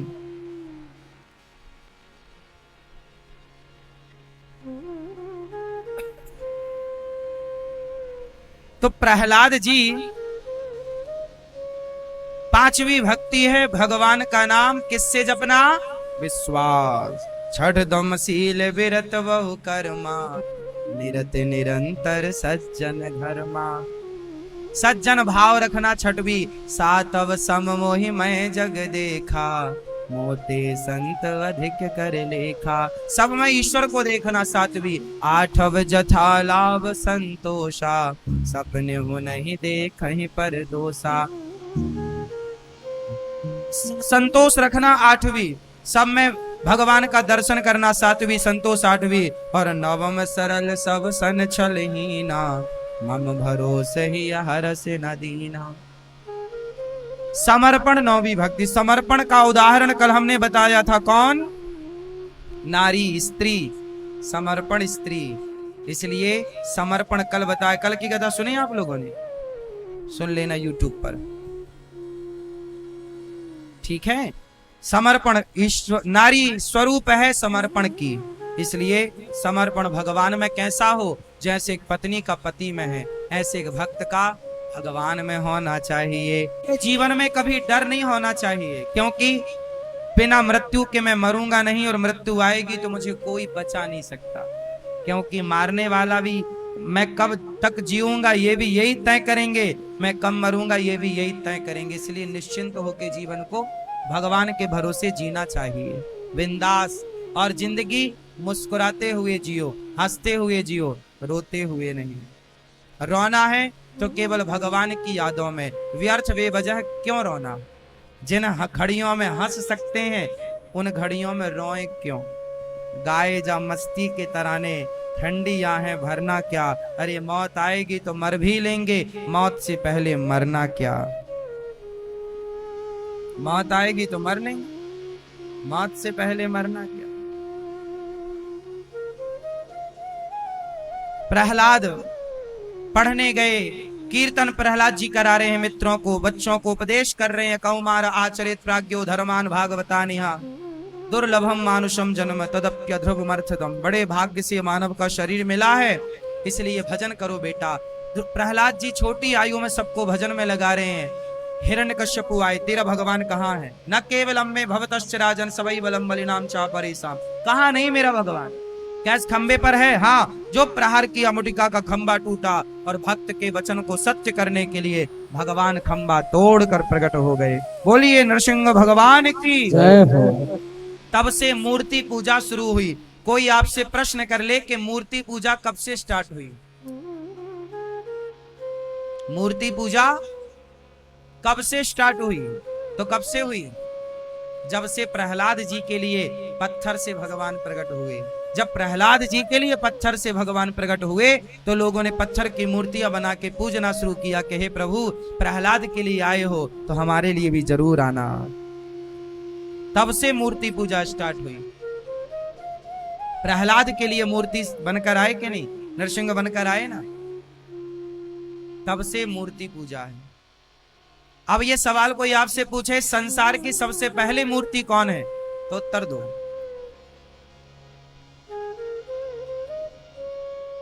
मृत्यु लोक में, इस पृथ्वी में भगवान की सबसे पहली प्रतिमा कौन सी है?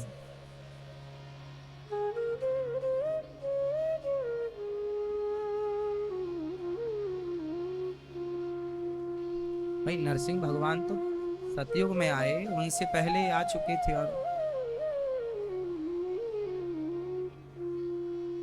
कलयुग की बात कर रहा हूं मैं, तुम बात कर रही हो सतयुग त्रेता द्वापर की। सबसे पहले मूर्ति कौन सी है? हाँ, तू डूब के मर जा रे चुल्लू भर पानी में।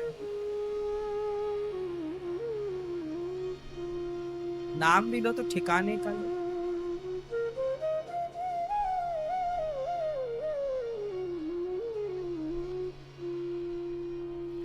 इस संसार की सबसे पहली प्रतिमा है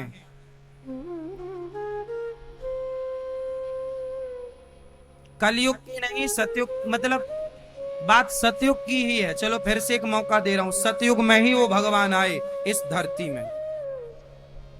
राम के घर में पहले वही थे, राम की माँ, राम के पिता स्वयं राम उनकी पूजा करते थे।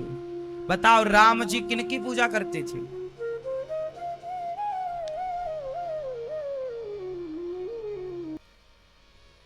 दशरथ जी किनकी पूजा करते थे? मनु जी किसकी पूजा करते थे? रंगनाथ भगवान। कौन भगवान? कौन है ये रंगनाथ भगवान? कौन है बताओ? सोचो, आप हिंदू हैं, सनातनी हैं, लेकिन आपको रंगनाथ भगवान कौन है ये नहीं पता। हम रामचरितमानस पढ़ी है, उसमें आया है शंकर जी कह रहे हैं, बार बार बर मांगूं हरस दे हो श्री रंग। ये है श्री रंग, श्री रंगम। रंगनाथ भगवान गोदावरी नदी के तट पर विराजे हैं। आपने कभी दर्शन किया हो?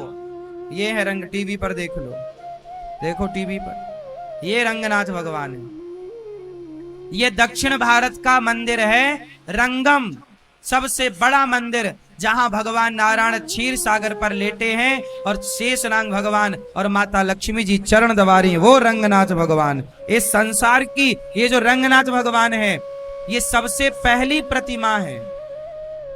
किसने प्रकट की? मनु जी। मनु जी ने कहा प्रभु हमें कोई अपनी सेवा अर्चा के लिए कोई विग्रह दीजिए। तब भगवान ने अपने आप को रंगनाथ जी के रूप में प्रकट किया। और उस समय भगवान अयोध्या में थे, दशरथ जी इन्हीं की पूजा करते। ये दशरथ जी की पीढ़ी के पहले शुरुआत से हैं। फिर जब राम राजा बने तो विभीषण जी ने कहा कि प्रभु आप हमें अपने भगवान दे दो, हम लंका लेकर जाएंगे। तो विभीषण जी लंका लेकर जाने लगे। भगवान रंगनाथ जी ने कहा मुझे बीच में कहीं रखना मत, रख दोगे तो मैं रह जाऊंगा वहीं। तो विभीषण जी लेकर जा रहे थे, तो विभीषण जी को लघु शंका आ गई, तो गोदावरी नदी के तट पर उन्होंने स्थापित कर दिया, रख दिया। और वो जैसे ही बाद में उठाए तो उठे नहीं। विभीषण जी बोले प्रभु अब कैसे चलोगे? भगवान बोले हम अपना भारत छोड़ के नहीं जाएंगे, यहीं रहेंगे, पर तुम्हारी तरफ देखते रहेंगे, चिंता ना करो, तुम आते रहना। इसलिए आज भी रंगनाथ भगवान का पूजा करने विभीषण जी आते हैं। पहले अयोध्या जी में थे रंगनाथ भगवान।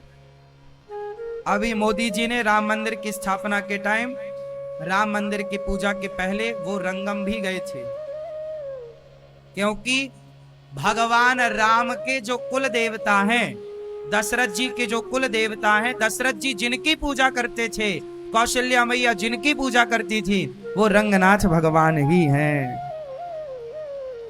भगवान भी पूजा मतलब साक्षात नारायण है। ये रंगनाथ भगवान मतलब साक्षात नारायण।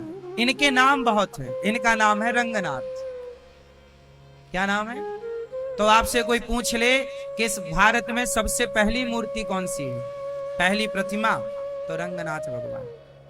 कहां विराजे हैं? गोदावरी नदी के तट पर, दक्षिण में श्रीरंगम। आप कभी दक्षिण में गए ना, वहां तिरुपति बालाजी गए होंगे। तिरुपति बालाजी से 300 किलोमीटर दूरी पर है। और रामेश्वरम के पास, रामेश्वरम से भी मदुरई एयरपोर्ट से ही जाना पड़ता है इन तीनों जगह। ये तीनों ऐसे त्रिकोण में हैं। एक जगह तिरुपति बालाजी, एक तरफ रामेश्वरम और एक तरफ श्रीरंगम। मदुरई से तीनों की दूरी लगभग सेम है, लगभग, अब गूगल और बताएगा। तो श्री रंगनाथ भगवान, समझ रहे हैं? हाँ, बोलिए रंगनाथ भगवान की जय। रंगनाथ भगवान की।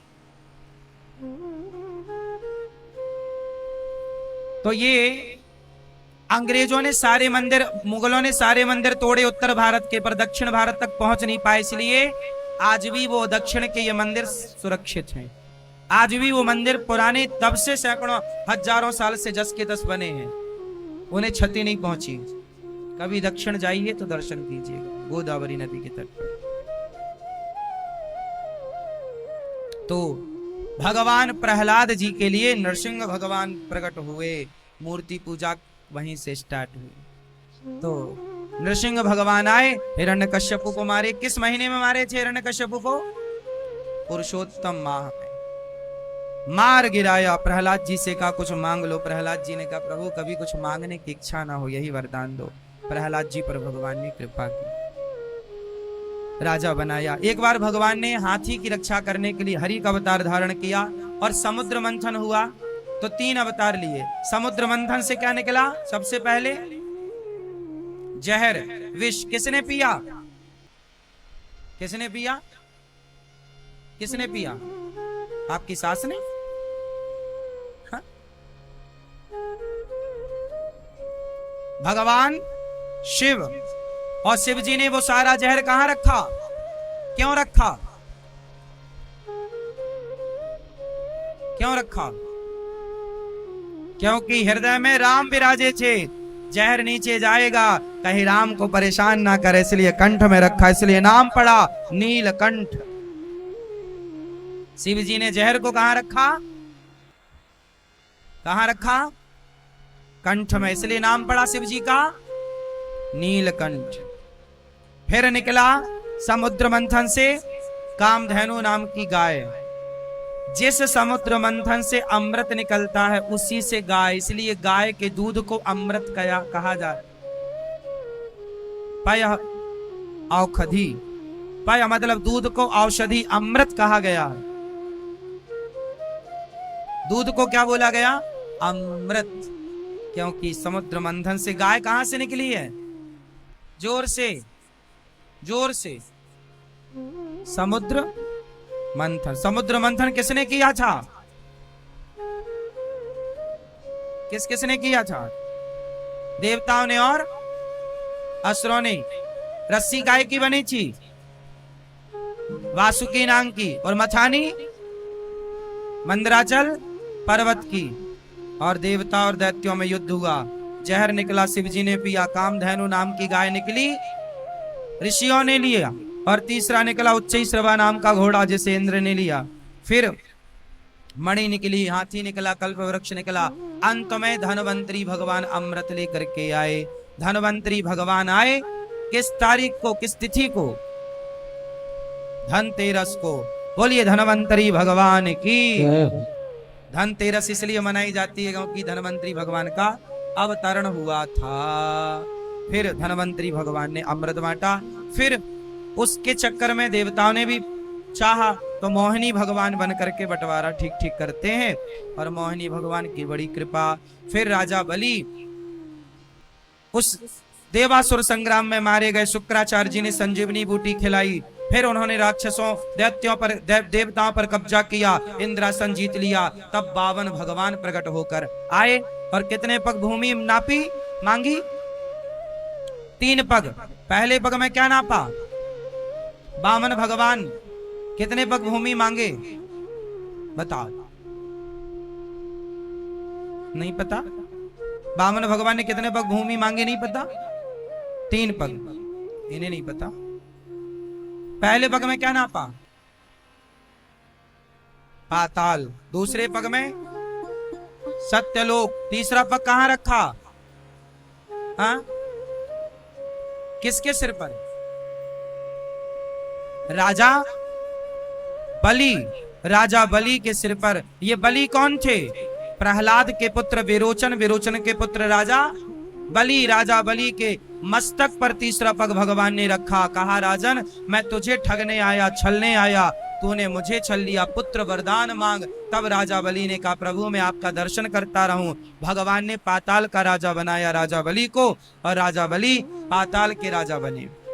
52 भगवान द्वारपाल बन के खड़े रहे। आते जाते राजा बलि भगवान का दर्शन करे। और फिर माता लक्ष्मी जी आई और राजा बलि को राखी बांधकर और भगवान को लेकर गई। सबसे पहले रक्षाबंधन में राखी किसने किसको बांधी थी? भैया बताएंगे। सबसे पहले रक्षाबंधन में राखी किसने किसको बांधी? नहीं पता, आप बताओ। हाँ? आपने बांधी थी ना? मैया, ओ पंचायती मैया बताओ, रक्षाबंधन में राखी सबसे पहले किसने किसको बांधी? माता लक्ष्मी जी ने राजा बलि को प्रथम बार राखी बांधी और मांगा क्या बदले में? हमारा पति लौटा दो, तुम्हारा द्वारपाल बना है आजकल। लक्ष्मी जी लेकर अपने प्रभु को गई। बोली लक्ष्मी नारायण भगवान की। राजा बलि पर कृपा। आगामी मनवंतर में राजा बलि को भगवान इंद्र बनाएंगे। इसके बाद भगवान ने मछली अवतार धारण किया, मत्स्य अवतार। हयग्रीव नाम के दैत्य पर कृपा की। भगवान राम बनकर आए। नारायण के पुत्र ब्रह्मा, ब्रह्मा के मरीचि, इन्हीं के वंश में राजा नभग, नभग के नाभाग अम्बरीश, जिन्होंने एकादशी का व्रत किया। अम्बरीशो महाभागा सप्त द्वीपवती महिम, इन्हीं के वंश में राजा नभग, इन्हीं के वंश में, अम्बरीश के वंश में जाकर के सगर हुए। सगर के असमंजस, फिर अंशुमान, फिर दिलीप, भगीरथ, जिन्होंने गंगा को प्रकट किया। बोलिए गंगा मैया की। इन्हीं के वंश में राजा दिलीप, दिलीप के रघु, रघु के अज, अज के दशरथ जी। दशरथ जी के 4 पुत्र हुए, राम, लक्ष्मण, भरत। दशरथ जी के 4 पुत्रों का नाम बताओ आप। चुप रहो बाकी लोग। आप दशरथ जी के 4 पुत्रों के नाम बताओ। ये आप चुप रहो। आप राम, भरत, लक्ष्मण, शत्रुघ्न। राम जी के भाई कितने हैं? कौन कौन? और राम जी की मां का नाम बताओ। और भरत जी की मां कौशल्या, दोनों की मां कौशल्या। भगवान राम, लक्ष्मण, भरत, शत्रुघ्न, चारों। इसलिए बोलते हैं थोड़े कथा वथा भी सुना करो, संस्कार आएंगे। फिर ये संस्कार बच्चों में जाएंगे। आपको ही कुछ नहीं पता तो बच्चे क्या सीखेंगे? राम को जानोगे तो राम जैसी संतान पाओगे, राम को नहीं जानोगे तो संतान रावण जैसी अपने आप हो जाएगी। क्योंकि बनाया जाता है राम, रावण बनाए नहीं जाते। रावण तो होते ही हैं लोग, राम का निर्माण करना पड़ता है। रावण का कहाँ? रावण तो है ही। घर घर में, हर घर में अब रावण बैठे, इतने राम कहाँ से लाऊं? कलयुग बैठा मार कुंडली जाऊं तो मैं कहां जाऊं? हर घर में अब रावण बैठे, इतने राम कहां से लाऊं? अच्छे निर्माण, अच्छी चीजें बनानी पड़ती है ना। तो आप संस्कारी रहोगे तो बच्चे संस्कारी रहेंगे। आप संस्कारी नहीं रहोगे। राम के बारे में जानना जरूरी है, राम को जीवन में उतारना जरूरी है। राम, लक्ष्मण, भरत। राम जी का जन्म चैत्र मास के शुक्ल पक्ष की नवमी को राम जी का जन्म हुआ। दिन के ठीक 12 बजे भये प्रगट कृपाला, दीन दयाला कौशल्या हर्षित मन तारी, मुनि मन हारी अद्भुत रूप।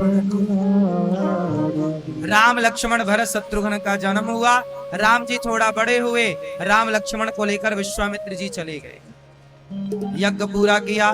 धनुष यज्ञ में धनुष राम जी ने तोड़ा, सिया जी ने माला पहनाया। राम जी का विवाह, भरत जी का विवाह माता मांडवी से, लक्ष्मण जी के विवाह माता उर्मिला से, शत्रुघ्न जी का विवाह माता श्रुति कीर्ति से। चारों भाइयों का विवाह संपन्न हुआ। और विवाह के बाद राम जी अयोध्या जी आए और राम को राजा बनने की तैयारी थी कि राम को वनवास किसने भेजा? ये बताओ, राम को वनवास किसने भेजा? हाँ, क्यों भेजा? हाँ बेटा, राम को वनवास किसने भेजा?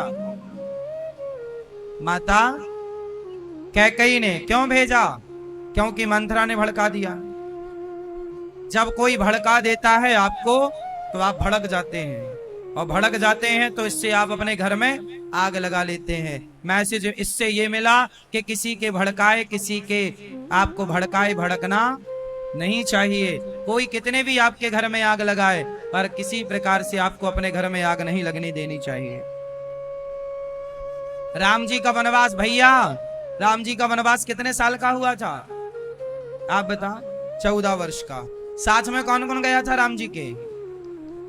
श्री लक्ष्मण जी और माता सीता। 14 वर्ष के लिए वनवास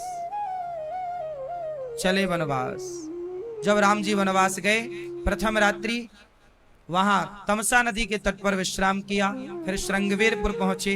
आगे राम जी चले और केवट से नाव मांगी। केवट जरा हमें पार लगा दो।